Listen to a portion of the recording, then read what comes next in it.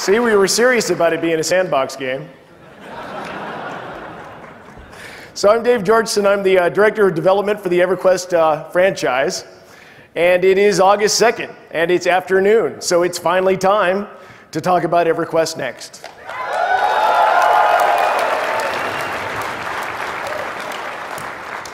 As most of you know, it was about 2 years ago that SOE decided to reboot its EverQuest Next project in favor of striking out in entirely new directions. What we didn't tell you at the time was why. It was because enough is enough. Enough of the same game already. It's time to get some new ideas into this genre. And if somebody was going to do it, it should be EverQuest.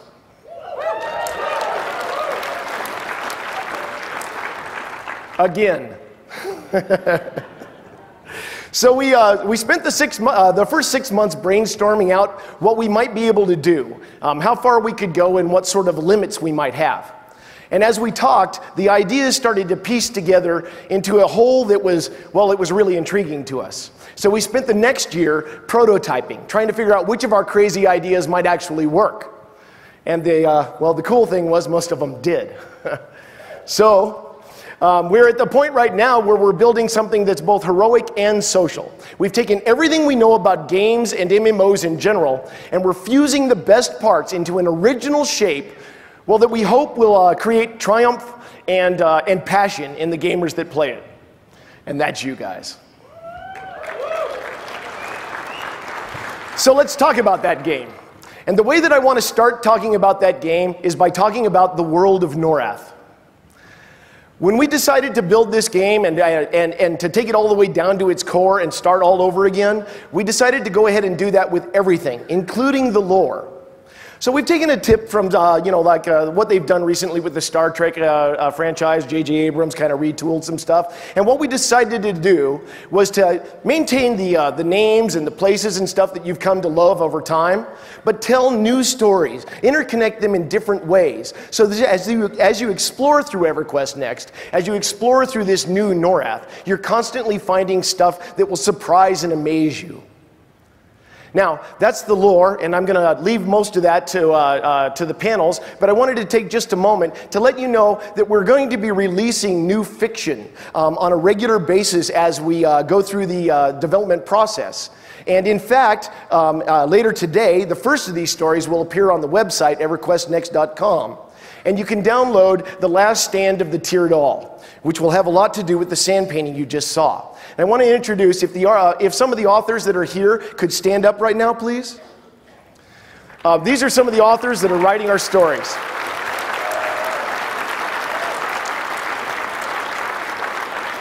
In fact, they'll be outside and you can talk to them after the show here. Maxwell Drake wrote the first story. Thank you, guys. Anyway, so you also want to see what the game's going to look like. Well, to tell you how the game is going to look, I want to start with concept art. And in fact, the first concept pieces that I'm going to show you, some of them are areas that you know, and some of them will be new. The first area that I'm going to show you, the first two areas, are going to be subterranean concepts. This first one is a painting of what it might look like underneath Everfrost. Now, as you can see, we were doing treatments of color and lighting and things like that. And when we pushed this concept over to Lavastorm, it looked like this. Now, of course, we didn't just do subterranean stuff. We went for overground stuff too, of course. And this is how Lavastorm will look overground. And we figured that as long as you were going to call it Lavastorm, well, it ought to, have a lava storm once in a while. So that's what we're doing, and we're going for a much more dynamic, exciting look, and more adventurous as you go through it. We also want to concentrate on finding really epic grandeur moments as you move through the world. You'll keep finding things that are just majestic and mighty. We're doing remakes of areas that you haven't seen since the original EverQuest. This is the way Oasis will look. And this is a good shot of Firot. Now, you're going to be seeing a lot more of Firot today as we go through it. But I also wanted to let you know that we're bringing new areas to the game as well. This is a concept painting of Ashfang. And, just to prove that we actually have been doing something for the last couple of years, I'll show you a couple of screenshots here before we get to the actual game. This is the way Ashfang looks in the game right now.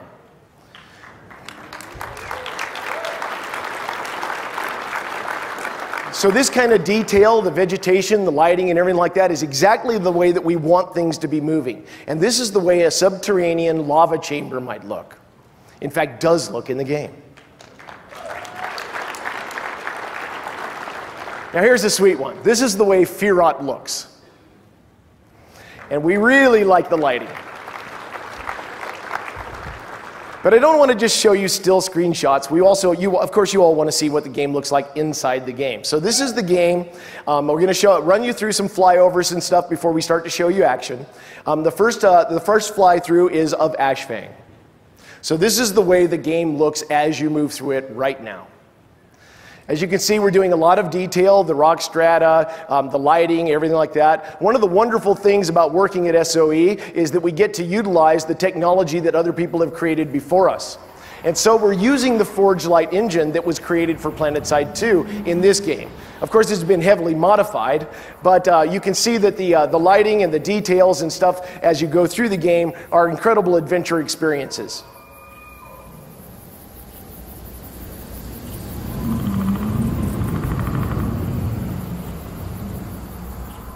Yeah, we like the way that's coming out quite well. And then this is Firot. The lighting through the trees, the feeling of a heavy humidity, all of these things contribute to an adventuring experience where you never know exactly what's going to be over the next rise or what's through the next archway. And we're going to be visiting this a lot as we go through today's presentation. But yeah, we definitely like where this is going. How do you like it?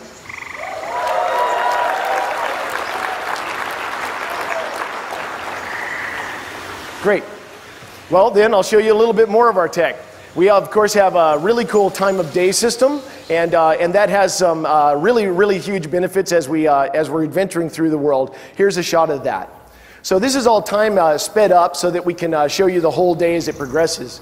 But you can see that as the sun moves through the sky, the lighting changes all the way around the world.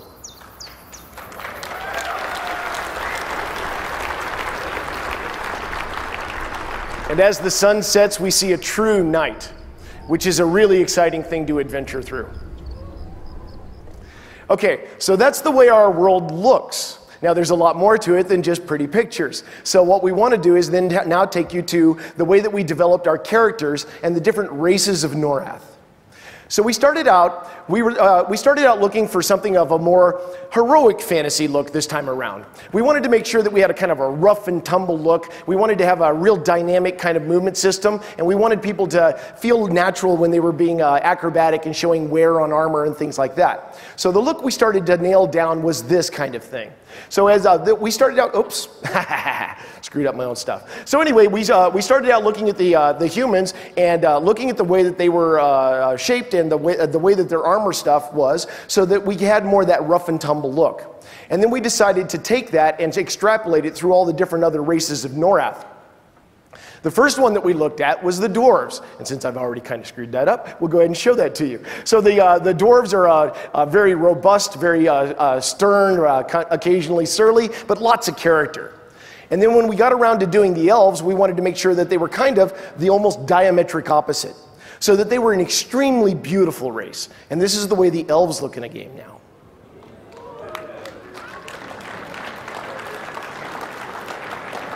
We wanted to make sure that dark elves had their own look, very distinctive, and so we gave them some really deep lore also, which we'll talk about more in the panels. And this is the way dark elves look in the game.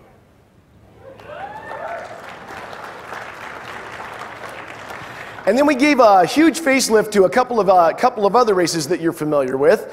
We wanted to make sure that the ogres were a lot more intelligent this time around, more organized, much more militaristic. And so that's the ogres.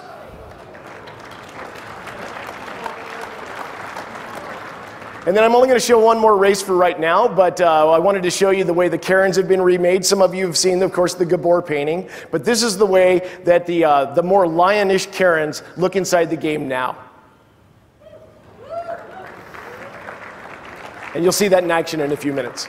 So then we wrapped around back to the humans again, and we finalized the look and feel of the way that their features were. Because one of the things that we wanted to do was make sure that this was a really robust role-playing game. That the people that like to do machinima or messing around with their friends and having fun and telling jokes and stuff like that could show that expressiveness on their face. So we took care to exaggerate a couple of the features that would allow you to see that kind of expressiveness even at a distance. The eyes, the mouth, they're exaggerated just slightly. And when you trigger manual emotes or use SOE emote, you get this kind of expressiveness range inside the game.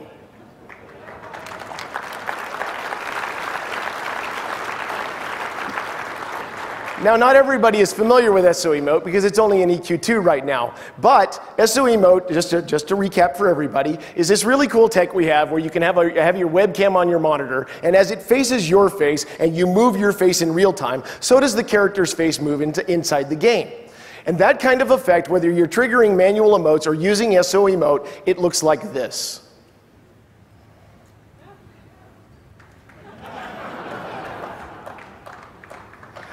And I think you'll see that expressiveness like this just does not exist in any other game.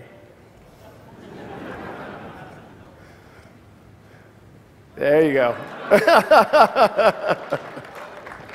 Okay, so that's the way our faces looked, and that's the way that our characters looked, but we needed to make sure that you had lots of good gear, lots of great ways to express the way that you want to look. So in EverQuest Next, the way that you look is entirely under your control. If you decide that what you want is a chainmail bikini, then that's what you can wear. If you want full plate or you want really cool clothes, that's what you can wear also. So we developed a system by which we could create all kinds of stuff at a really rapid rate and at a very high detail level. We think that we like where that's going. And when you take that kind of detail level and you combine it with cloth and hair movements, you get this kind of effect and the characters start to really come to life.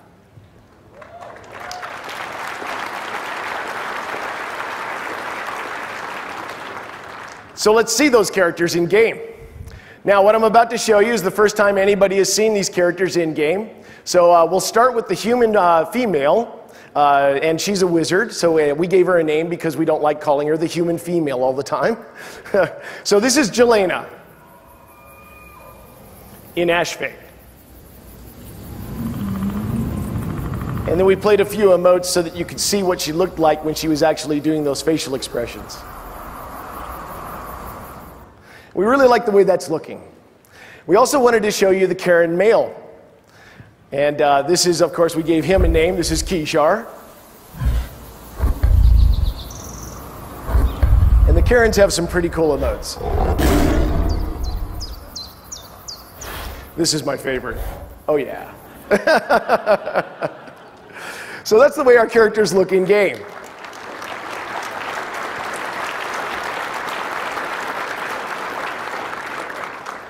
Now we wanted to make sure that when you're moving around from point A to point B in the world, that it was a really fun experience. I mean, we do a lot of walking in these games because we're exploring all the time. So we wanted to make sure that that was a really, really exciting experience for you. So what we're doing is we're adding a parkour-like, what we call heroic movement system into the game.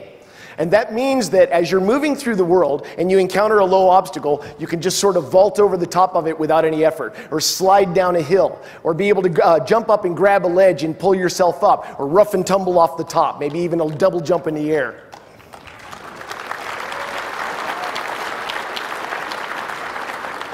And I don't want to just tell you about that, I want to actually show you. So let's revisit Jelena and Kishar as they go through the canyons of Ashfang. So there's that slide. She does a little double jump in the air. Here's that vault. You don't have to push any extra buttons for that. It just happens when you encounter them, so does the slide. Now, a lot of the different classes have special abilities that can be triggered. The wizard has a teleport ability. And the warrior can leap. All the different classes have different abilities. You can also gain items that allow you to have cool movement systems. This is the boots of the Zephyr, which allow them to glide through the air.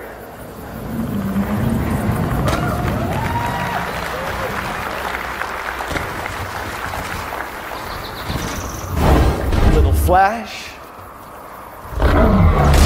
Watch the Karen now. That's his sprint.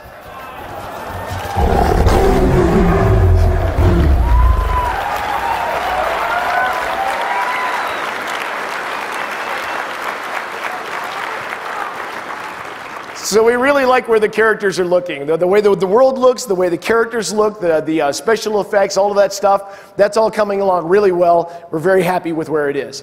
But none of those things are what make this game different than any other game you've ever played before. We have this set of things that I call Holy Grails. And these are things that we have always wanted to put into a virtual world, an MMO. And, well, you know, there's lots of reasons why we didn't do these things: lack of resources, lack of time, maybe lack of intestinal fortitude. Whatever it was, we never got around to putting these things in. And so what I'm going to do right now is go through the series of 4 different Grails and show you exactly why they make a huge difference in our game. And the first Grail that I want to talk about is changing the core game. And what that means is, well, let's put it this way. For 35 years, we've been playing a lot of Dungeons & Dragons. I mean a lot of it. And when I say Dungeons & Dragons, what I mean by that is the core game of that is basically you pick a class, you go out and kill stuff, and unlock a tech tree of abilities, and we've all done that a lot of different times. So we didn't want to just reboot the lore and reboot the way the world looked and maybe add some new adventures. What we wanted to do was give you a whole new gaming experience that you could discover and explore as you played the game. And so to start that, we're embracing a new concept which we call multi-classing.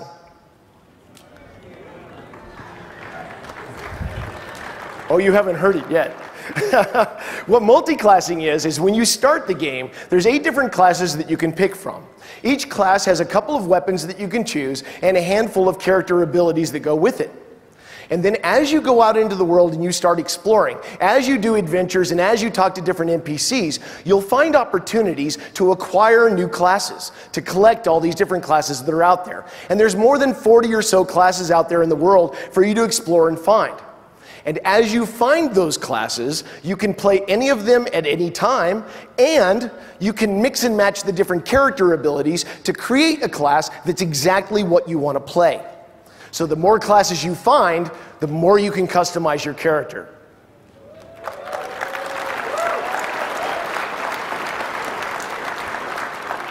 Now, your weapons make a big difference. They're one of the class-defining things in the game. So as you go through and you find these different classes, each class has a couple of weapons. Let's say, for example, that you pick the warrior. The warrior has like a big halberd and a longsword. And when he uses the halberd, he can use these big room-sweeping clearing attacks, or he can slam the half down on the ground and create a shockwave. But when he switches to the longsword, his abilities change. And he can then basically be able to attack a single thing and do a lot of damage, or perhaps do some melee blocks and parries. So depending upon what class you pick, your weapons will change to fit that class, and the abilities on those weapons are different. So as you change classes, you will also change your core gameplay, and you will constantly be exploring as you move through this game.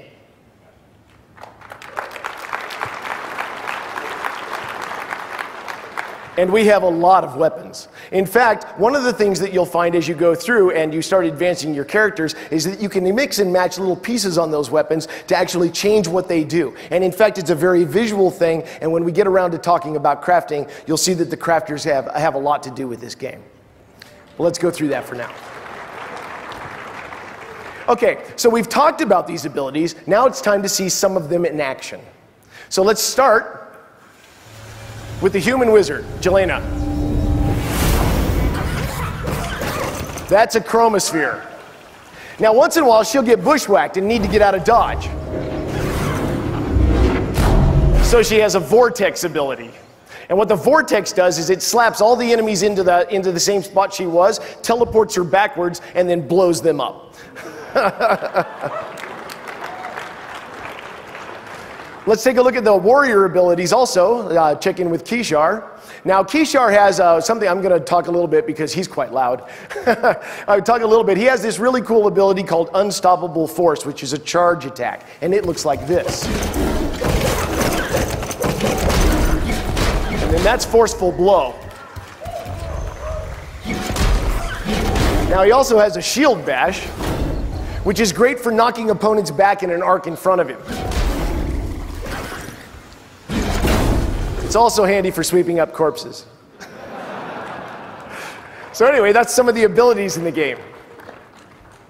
And so that's the way the dynamic look of the game is, that's the way the special effects look and everything like that. And it kind of ties us over to Grail number 2. Now, Grail number 2 is something we have always wanted to do. As designers and game developers, there's never been a time in my 25 years of building games where we did not have this conversation at least once when we were starting a game. We wanted to be able to blow up anything, anytime, anywhere. So we built the entire world out of little teeny pieces called voxels. And we can literally blow up anything, anytime, anywhere. So the second Grail is destructibility, and it changes everything in the game. I'm going to show you some examples of how that looks. But first I want to briefly mention that because everything is made out of voxels, we can not only destroy those voxels, we can also build them up on the fly with constructability. And that allows us to create all kinds of special abilities for the different classes. For instance, the human wizard has something called a crystal wall, and you can see erect voxels straight out of the ground. Now the kobolds need to break that down, and when they do, she'll need to stop them by using upheaval. And upheaval can destroy bridges, you can block staircases, all kinds of different things. Now she's not the only one that can do this kind of thing. In fact, the warrior has one of my favorite abilities in the game called Whirlwind. Now he's going to leap over that chasm and do some damage.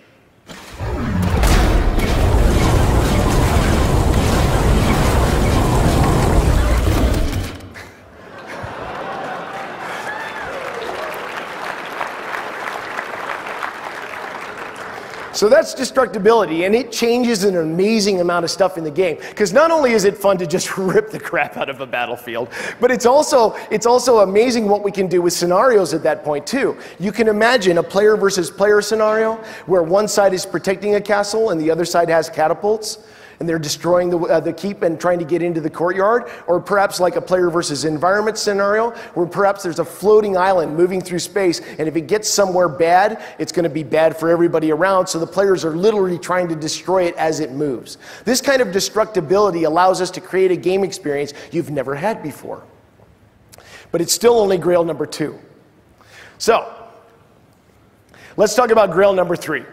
Grail number 3 is what we call a life of consequence. And what it really means is that we completely redid the way AI works in our game.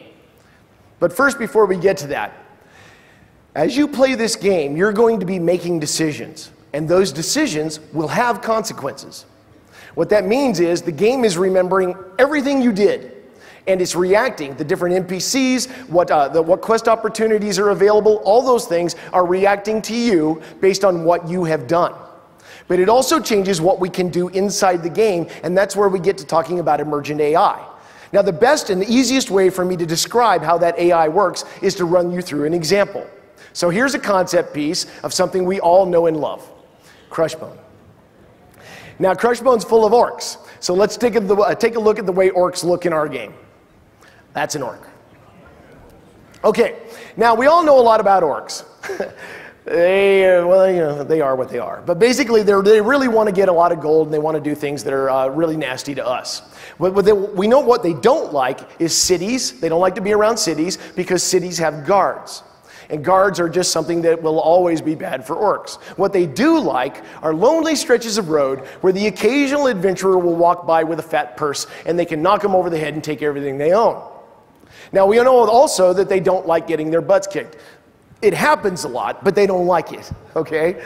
So that's the way we set up everything in our game. Now, in a normal MMO, you'd come out here, we would set up a static spawn camp next to that lonely road, and it doesn't matter whether it's launch day or 10 years after launch, you're gonna walk down that road and there's gonna be that orc spawn camp, and every 15 minutes they're gonna spit out a new batch of orcs. That's the way these games have worked for a long time. But our game is different. What we do is we tag everything in the world with what it is. The game is constantly polling the world to find out where the guards are. How often people have gone down a lonely stretch of road to find out whether it's lonely or not. And so what we do is we create orcs and then we just release them into the world.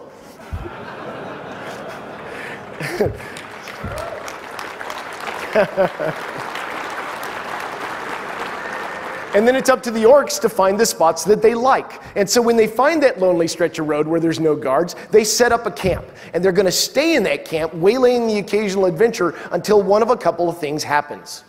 The players might go to a city and alert the guards, and the guards might start patrolling down the road. That would be something the orcs don't like. The adventurers might stop going down the road, in which case there's no gold going back and forth, and the orcs don't like that either. Or the players might kick them around a lot. And they don't like that either. Either way, they're going to uproot stakes and they're going to start wandering around the world trying to find the things that they do like instead of the things they don't like. And when they find that spot, they're going to put down stakes again and start harassing people. Now that allows you, the players, to make absolute change in the world. As we tell you to go out on quests to do things like pacify the woods because there's nasty goblins in them, you can actually do it. You go out into the woods and you harass those goblins and push them back until eventually they don't want to be there anymore and they leave. Now it might not have the consequences you expected.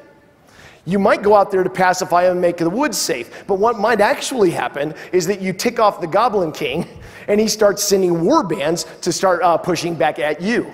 So you don't know what's going to be set up, and that's a big part of the game. So as you go through and you try to do things, the world will be reacting to what you've done, and you will be making change.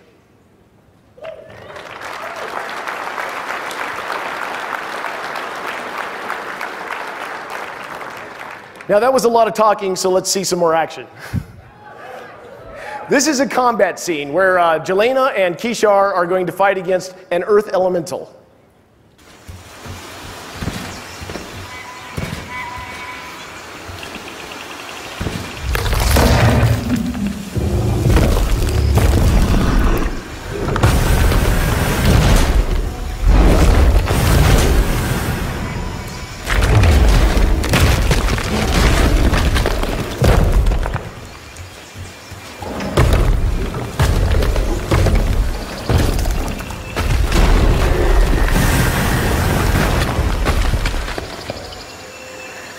Players fall down the hole. So, okay, what you just saw is actually reasonably common in our game. There's all kinds of different areas where stuff like that might happen because of destructibility. You see, because we're not just building a surface world this time. We're building a world that has many, many, many tiers of depth to it. And in fact, it looks like this. So what we do, is we procedurally create. Go ahead.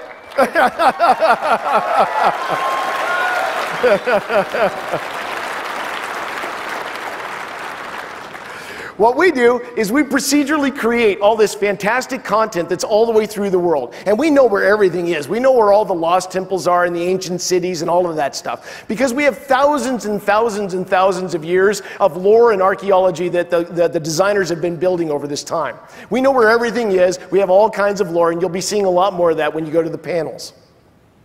But what that means is, as you explore through all these tiers of depth and stuff in the world, you're going to uncover all these dynamic quest opportunities. And as you explore through them and you choose what you want to do, and remember, the world is destructible, so you don't have to wait for us to reveal it to you. You can just pick up a pick and start making a tunnel. You can just explore through this whole area organically whenever you want to. And as you explore through this and you find these different quest opportunities, occasionally we'll have earthquakes or events in those quest opportunities will collapse caverns and stuff like that, and we'll recreate new areas procedurally. So as you explore through the world, it's constantly changing and you're constantly finding new content.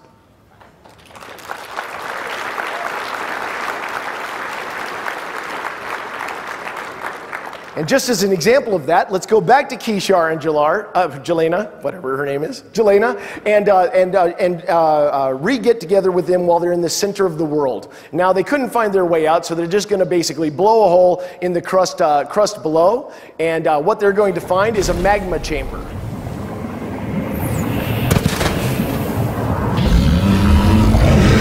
And that's Avoid Goliath.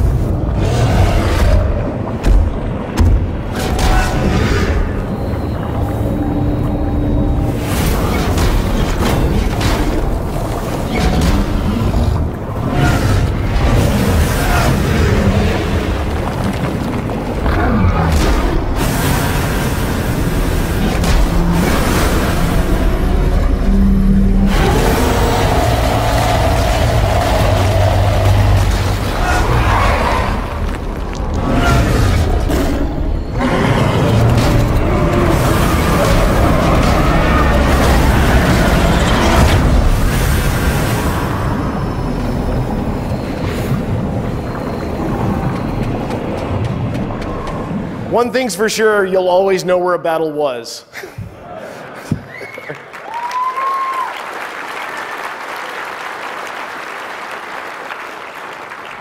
Okay, so that leads us to Grail number 4. And this is a big one, because what we've had so far is destructibility, which is impermanent change. The world heals back after you destroy it a lot like that. And then there's also emergent AI, which allows you to actually change the world in a local area around you. But most MMOs, most virtual worlds that have ever been created, are generally very static. They never change over time, except for the occasional expansion pack, which might change a thing here or there. What we're doing is we're going to embrace a concept that we call permanent change. And the way that we're doing that is through a mechanism that we call rallying calls. And rallying calls are this really cool way to set up a story that takes a long time for players to work through, but constantly and permanently changes the world as you go through it. The easiest way for me to describe that is through an example. So we'll start with what we call the raising of Halas. So the Combine Accord sends you out here to go out and set up the city of Halas. And of course that starts out as a little tent city. And nobody knows what's in the area, so there's all kinds of little dynamic quest opportunities that appear. Just so you understand what a rallying call is, I think everybody here knows what a public quest is. All right, okay, cool. So with a rallying call, it's kind of like a public quest. It is different, but it's kind of like a public quest where every single person in the game is on that rallying call together at the same time. And it's going to take 2, maybe 3 months of real time for it to be accomplished. But the trick is, you don't know where the stages are. You don't know what events will trigger the story to move forward. And it's different on every server. You'll progress it a lot differently, and we'll show you that as it goes through. So when the Combine Accord tells you to go out here and establish that tent city, now you can ignore what they said and just explore out on your own. That's always an option. You can go do anything you want to. But if you want to participate in the rallying call, then you want to go to that tent city and start finding the little ways that you can participate in it. One of the ways that you might be able to do that is by more of a crafting sort of thing, by gathering resources, helping to build a palisade log wall around the city, so on and so forth. You might also get together with your friends and form a group and strike out into the woods to find out what's out there and possibly pacify any dangers that you find. And that's where the fun begins, because you don't exactly know why the next stage might trigger. It might be because you got the log walls up, or it might be because you pacified the goblins in the woods too greatly. Whatever it is, you trigger the next stage of the rallying call, and what might happen then is that the goblins start showing up and burning your outlying villages. Now that creates a whole new set of dynamic quest opportunities. You can help to repair the buildings, you can help to defend them against the goblins, you can try to find out where the goblins are coming from and pacify them out there. In addition, you might, the townspeople might actually create a quarry because they want to build stone walls now that the goblins are burning stuff. So as the villagers dig down into the ground, they're going to uncover some of those tiers of depth I talked to you about, and things might start coming out of the tunnels. So then there's more quest opportunities, defending the quarry workers, exploring those tunnels, etc. Additionally, you might want to help build those stone walls and make that permanent change that I was talking about.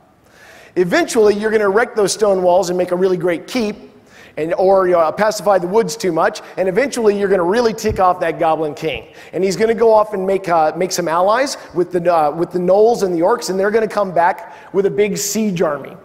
And when that siege army is sitting there, this is what we'd call, this as an example, is the final stage of that rallying call, is the siege of Halas. Now, there's all kinds of new quest opportunities, of course, stopping the catapults, fighting against the things, defending the walls, perhaps combating against espionage or preventing sappers from undermining your walls, so on and so forth. And then, of course, we have some randomness that comes in because the quarries got abandoned. Now the monsters might be freely coming out and not only messing with you, but also messing with the gnolls and orcs and goblins. So all of those things continue until eventually the players do enough damage to that siege army that they break its back and it retreats. Now that's the end of that rallying call. And what would happen at that point is we would roll out a new rallying call somewhere else in the world. And it's not always somewhere else in the world. It might be here again. We might destroy the city that you just helped build. All kinds of things can be happening on a regular basis. And the really cool thing about this is that after launch, a couple of years down the line, when one of your friends says, hey man, what was it like back at launch? You're going to say, oh my God, Halas didn't even exist back then. That was before the Dragon Army attacked. That was before the Civil War. You know, you'll have all these unique stories. And as the world progresses, it will constantly change. You'll be constantly finding new experiences. And in fact, it's almost impossible to create your same gameplay experiences if you roll up a new alt. Because honestly, not only do you have to make exactly the same decisions to even have a chance at that, because remember, the world's remembering everything that you've done. But the world has changed underneath you. So you're going to need to constantly explore and find out about this world as you move through it. Right?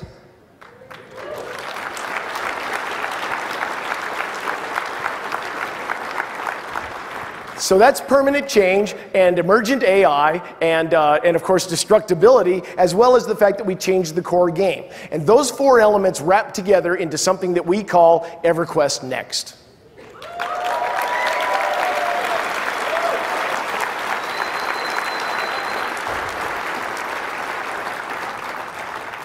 And to be honest, that's enough, but that's not all. I mean, we're really happy where that game is. That's an MMO that every single one of us wants to play. We're really excited about it. We're we're jazzed to bring it to you. But there's something else that came along the way. Because when we started building all of this, well, before I get to that, let me show you one last scene of carnage. Because carnage is always fun. Sometimes the monsters can get big. Let's see what that Karen's running away from. That's the Iron Golem.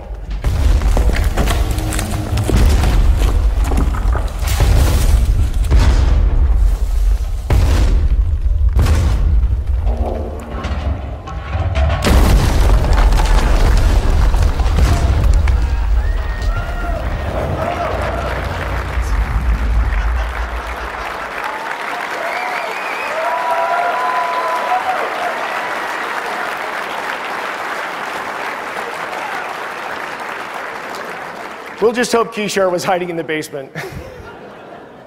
So anyway, like I said, we're really excited about that game. But as we built it, we had to build all kinds of special tools that allowed us to make something special. And by the way, that's Furiona in the game.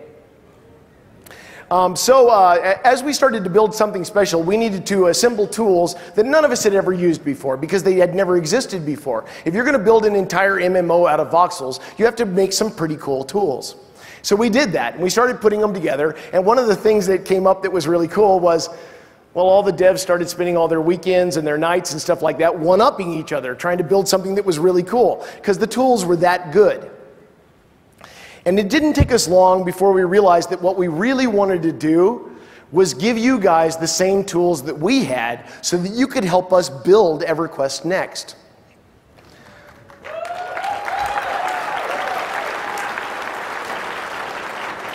And we talked about it for a while, and the talks went on and on and on, and finally we came up with the idea that what we really wanted to do was make that experience something just incredibly special.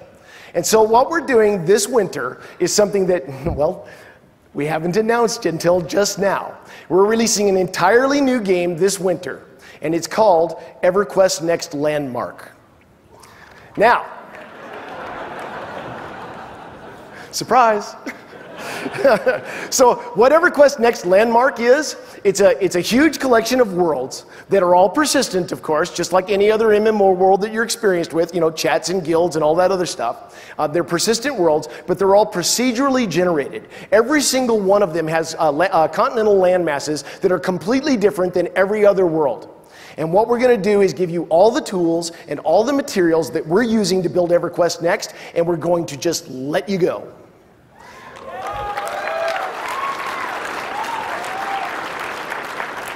You can literally build anything you want to, as long as customer service allows it.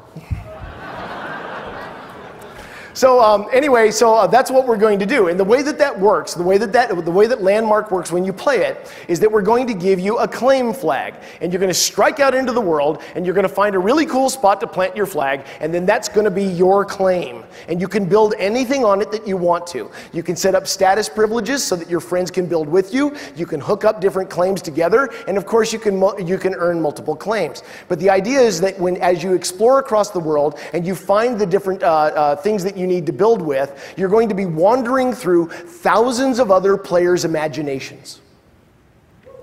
And of course, we set up the entire world so that it's tiered and stuff, and as you explore the world, what you're looking for are the resources and the recipes and the objects to take back to your claim and be able to build really cool things. We have crafting stations where you can use the resources and the recipes to create objects like, statues and doors and windows and things like that, and then you bring them back to your claim and you start erecting. Now, the tools are what make this a really, really fantastic experience. So, when you play a normal block building game, you expect this kind of tool, where you can stack blocks and stuff. And that's a great place to start, and of course we can do that too. But there's more. Because in our game, the voxel brush can change size, which allows you to very easily and very quickly create an amazing amount of detail. You can also use a bevel tool to cut different angles off the block, as well as a smoothing tool to actually change the vertices in real time to be able to look eroded or smoothed. And when I say smoothed, I mean smoothed. In a regular block building game, this is what a sphere would look like. In EverQuest Landmark, this is what a sphere looks like.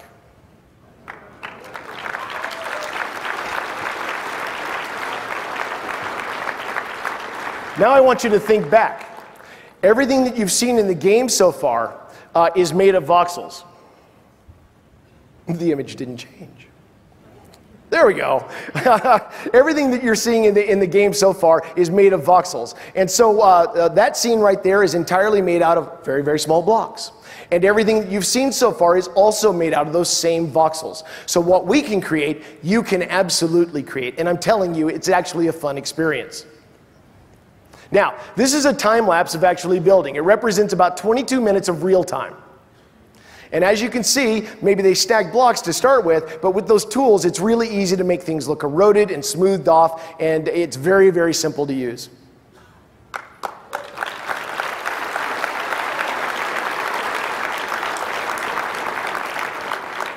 Now, of course, we have Player Studio as well.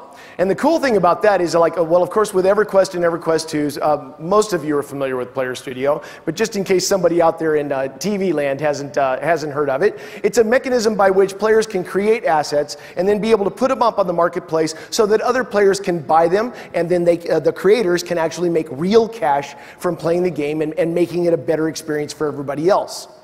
In EverQuest Next and in EverQuest Next Landmark, the tools to do all that work are baked right into the game. So every single one of you can do it. And when you make something cool, you can put it up on Player Studio and let other people buy it for cash. And the opportunity to make real money out of a game like this is something that's definitely novel. And just to show you a little bit about how that works, imagine that I make a really cool tower, and it's all crenellated and it's kitted out and has really nice paintings and rugs and all kinds of stuff in it. And I package it up and I put it up on the Player Studio Marketplace. Now you might buy that because you want to build a castle. So you'd plunk my tower down a bunch of times and build a castle around it. Now when you package that castle up and put it up on Player Studio and you sell that thing, me, the creator of that tower, is basically going to get a little bit of royalties every time you sell one of those castles based upon what the percentage of my towers are out of your castle.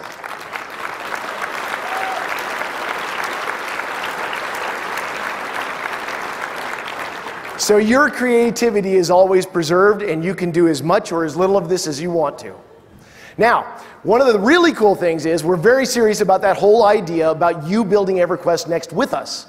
And on every Landmark world, there's going to be at least one continent where we enforce the art direction of EverQuest Next. Basically, you can only build stuff there that would look good in Norath.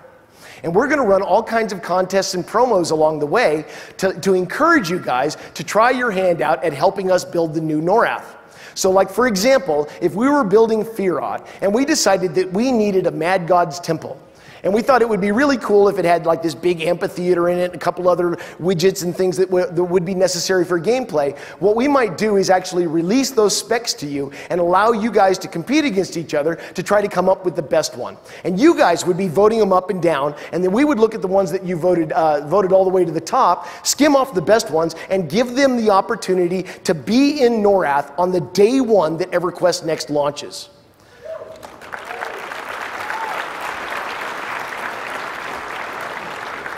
This is literally the first time that anybody has ever made a game where the players could create stuff and work with the developers on a regular basis all the way through the creation of the game to be able to create something that's magnificently new. And we're really excited about it. As we develop all the different materials and tools and concept art and stuff for the different areas, we're going to be releasing all of it to you. And then, as I said, occasionally inspire you with new ideas of things that we might like. And when you create it, we'll put it in. This is something that we're very serious about. And as we go forward, you'll see on EverQuestNext.com that we'll have a feature called Roundtable, where we'll actually be having regular discussions with you about what we want to do, what priority order we want to do it in, and all of those things so that you can participate with us and give us feedback on a regular basis. We want this to be your game just as much as it is ours.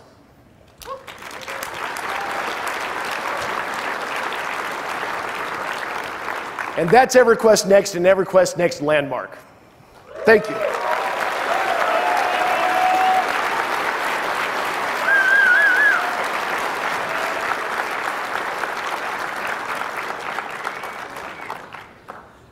So, to cap this off, I wanted to bring up the team that is actually creating this game for you so that you can see those crazy people in person. Now, of course, you all know me, so we won't go through that. But I also wanted to introduce you to Terry Michaels, the senior producer for EverQuest Next.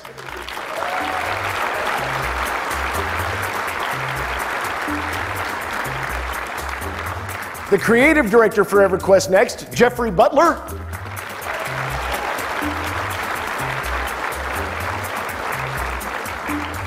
Our technical director, Steve Klug.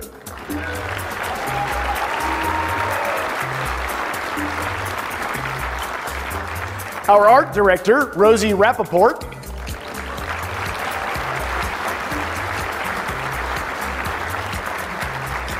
And last but not least, our lead designer, Darren McPherson.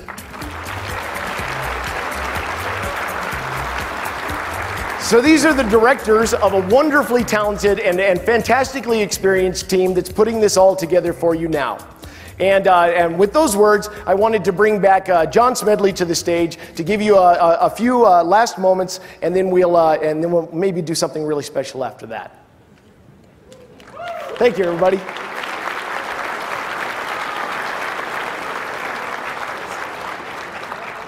So hopefully you guys like what we've thought up. It's a lot of fun. What do you guys think? You like it?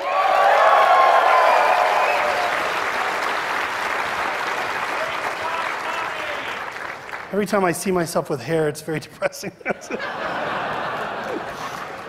So I wanted to talk about one little thing that's kind of a big thing. As of today, EverQuest Next and EverQuest Landmark are officially in what we call open development. What that means is we are going to be putting up a website called the Roundtable. Now, the Roundtable is something similar to what we have with PlanetSide 2, where we have offered the players something that's called a roadmap, and it lets people see what we're working on for the next 6 months. Now, PlanetSide 2, in terms of the open development process, is here. We want to go here with EverQuest Next. As we are making this game, you are going to hear everything about it. Now, you're not going to hear all the mysteries and the stuff that we want you to experience, but you're going to hear about the process of the development. We're going to hear from you directly. You're going to vote on the stuff you like and the stuff that you don't like.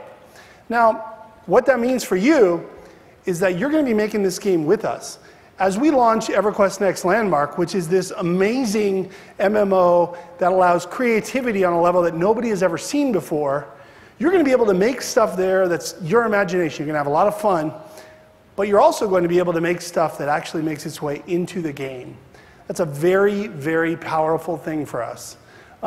It lets us and you make our game together. We're super excited about that. You can expect EverQuest Next Landmark later this year.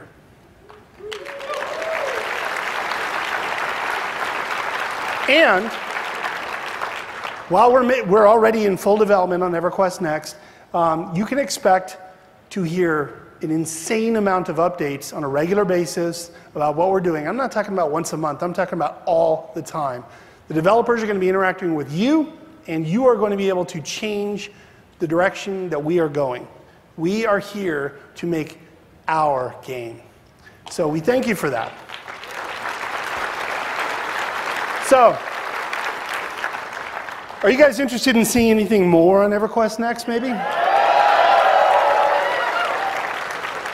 That didn't really sound like it. Okay, Dave, never mind. All right. Dave is going to let you behind the scenes here just a little bit. What we're going to do is we're going to show you a little bit of the game live right now, like in a way that you've never seen it before. We've never shown it to anybody this way ever. What we're going to do is we're going to open up the curtains, and we're going to show you our dev team back there on computers right now. You can watch it up here on the monitors. So we'll show you them actually pushing the buttons. It's a real game. And we're going to run through some destructibility scenes just to show you some stuff you couldn't see real well in the presentation that we showed you earlier. So, make some noise. Woo! All right, guys, take it away. All right, Baby Ixard, go. Rip it up. Baby Ixard are so cute. Oh wait, are those honey badgers? I believe they're honey badgers.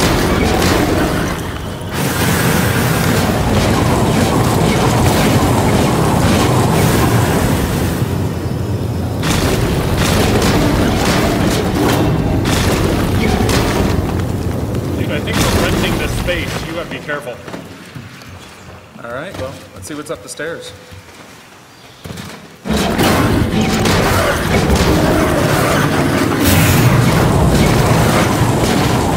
No more train to zone.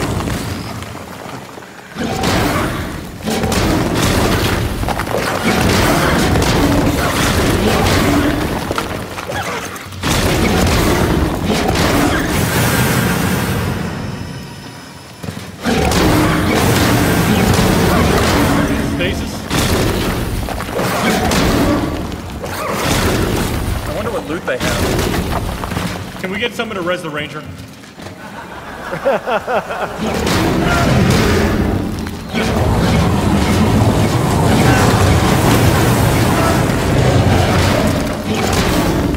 Uh-oh.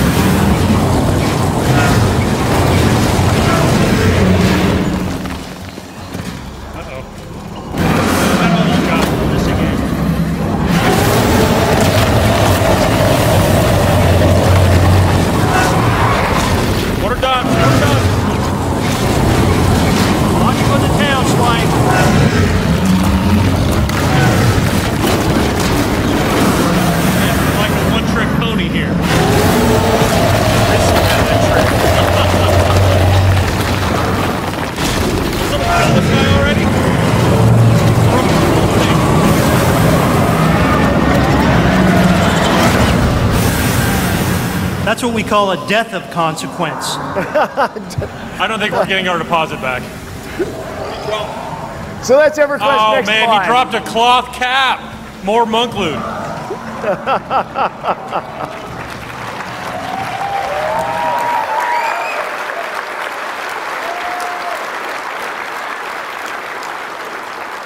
So thank you everybody for coming. That's EverQuest Next and EverQuest Next Landmark, and I'm telling you, we can't wait to give it to you just as much as you can't wait to play it. Thank you.